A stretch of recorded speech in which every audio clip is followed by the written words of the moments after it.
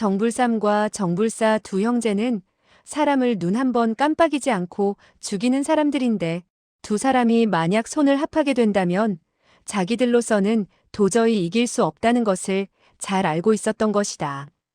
며칠 전 토지묘에서 석청 부부와 싸웠을 때보다 더욱더 위험한 고비를 맞게 된 셈이었다. 정씨 형제는 석청 부부처럼 강호도의를 지키는 사람들이 아니었다. 그렇기 때문에 설산파의 17명이나 되는 제자들은 오늘 모조리 이곳에서 죽게 될지도 모른다는 생각이 들었다. 이와 같은 생각에 그는 위험을 무릅쓰고 절묘한 검세를 펼쳐내지 않을 수 없었다. 서둘러 정불사 한 사람이라도 먼저 죽여야겠다고 생각한 것이다. 설산파의 17명이나 되는 사람들의 목숨이 먼저 정불삼을 죽일 수 있느냐, 없느냐에 달려 있다는 것을 깨달은 것이다. 정불사는 일검을 찔리긴 했으나 요혈을 찔린 것이 아니어서 몸을 지탱해 낼 수 있었다. 백만검은 속전속결을 하려 하자 검초가 매섭긴 했으나 정확함과 예리함을 잃게 되고 오히려 전보다 더 못한 결과를 가져오게 되었다.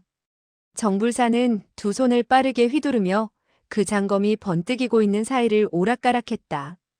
민첩하고 매섭기 이를 데 없는 모습이었다. 그러나 그의 상처에서는 여전히 선혈이 흘러내리고 있었다. 정불삼은 앞으로 나서며 부르짖었다. 넷째, 잠깐 물러나라. 검상을 치료한 후에 다시 싸워도 늦지 않다. 정불사는 큰 소리로 말했다. 무슨 검상? 내가 언제 검상을 입었다고 그러는 것이오? 저 녀석의 무딘 검에 내가 상처를 입어? 정불삼은 짓궂게 말했다. 아니, 지금 피를 흘리고 있는 상처는 무엇이냐? 정불사는 겸연쩍게 말했다.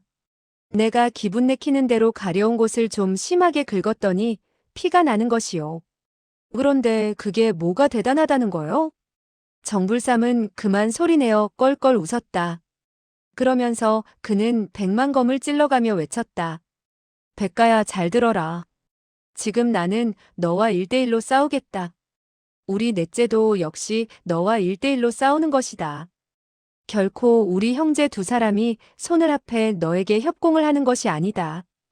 그는 잠시 여유를 두었다가 다시 말을 이었다.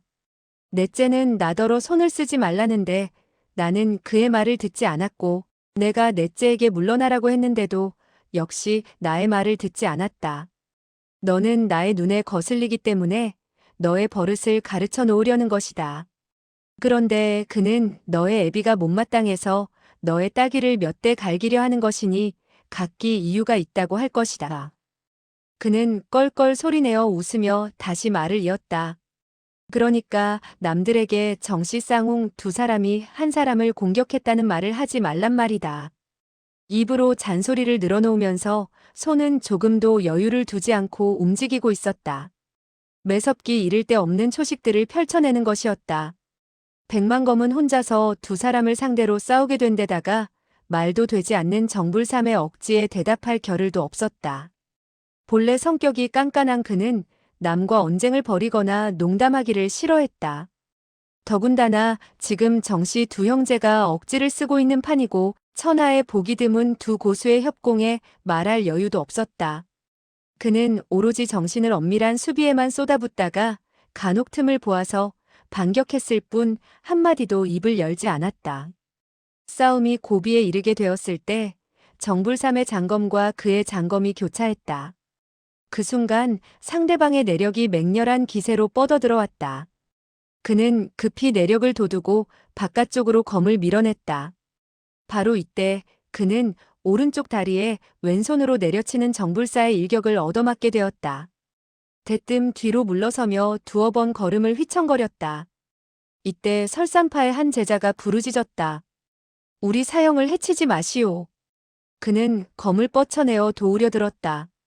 한데 그의 왼발이 정불삼이 그려놓은 테두리 안으로 한 걸음 내딛는 그 순간 하얀 광채가 번쩍하고 빛났다.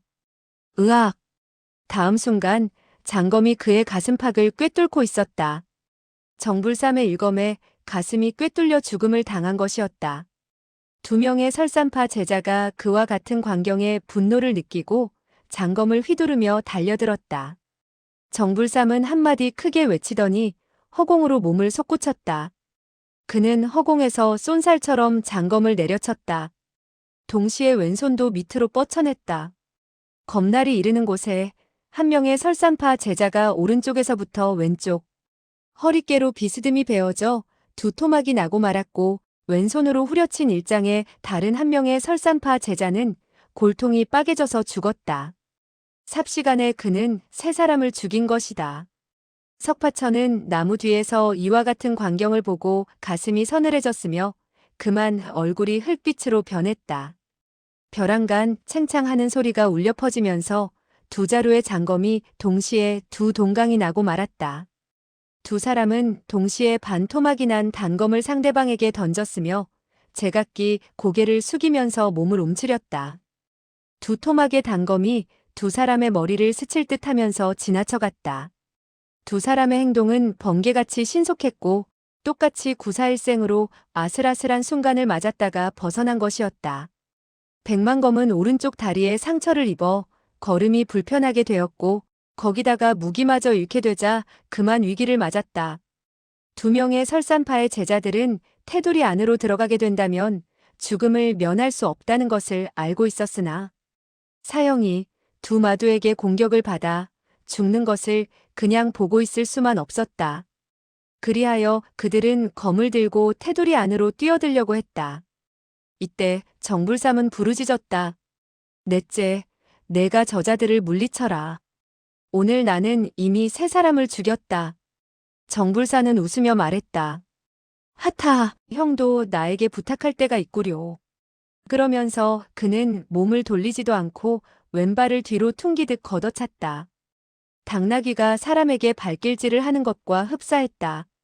팍팍 하는 소리가 나자 달려오는 두 사람은 가슴팍에 발길질을 당하게 되어 일장 밖으로 나가 떨어지고 말았다.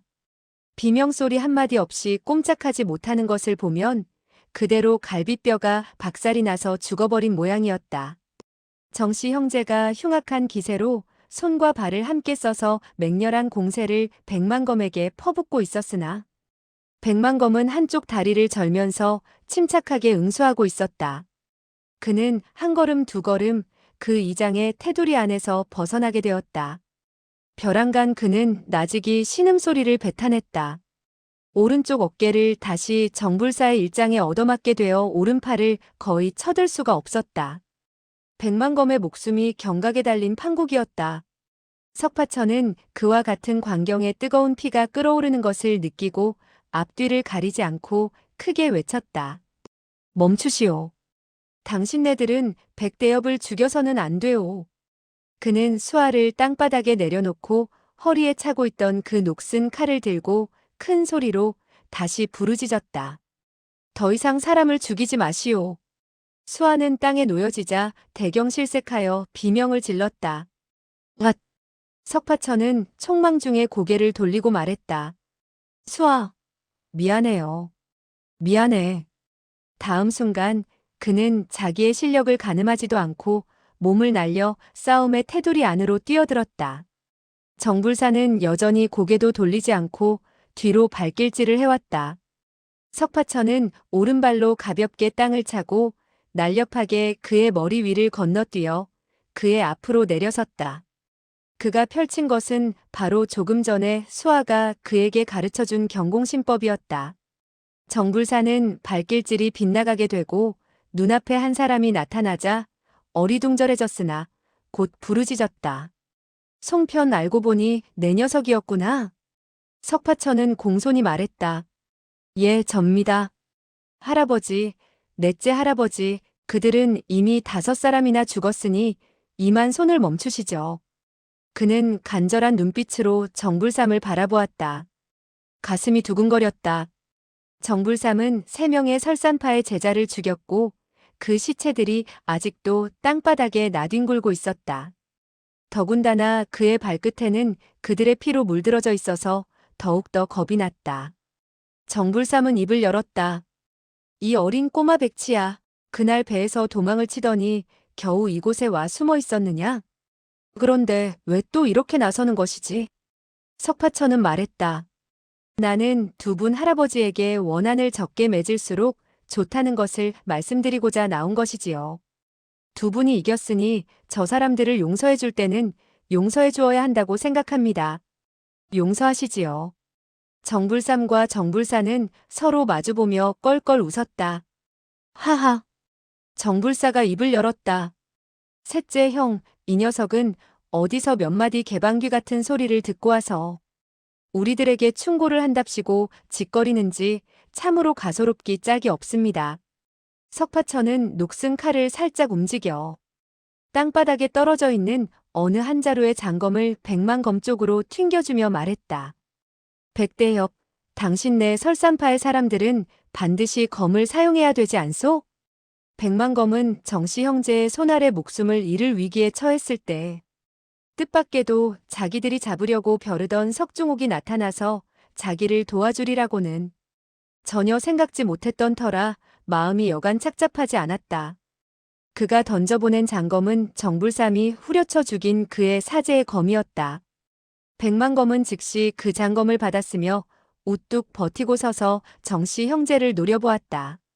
검을 손에 들게 되자 새삼 기운이 솟아나게 된 것이다.